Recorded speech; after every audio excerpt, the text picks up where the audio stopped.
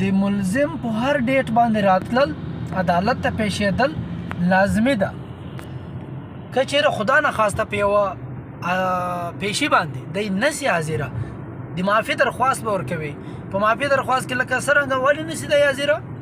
هغه اکسیډنټ کړی، هغه بیماری، هغه پوتګي سوي، هغه ایمرجنسي کې یو خواته تللی، ایمرجنسي سواکي هغه منون کې بیا د تا وکیل درخواست لګوای سي معافي د حاضري د معافي درخواست، حاضري کې معافي درخواست نو هغه لګوای سي دی.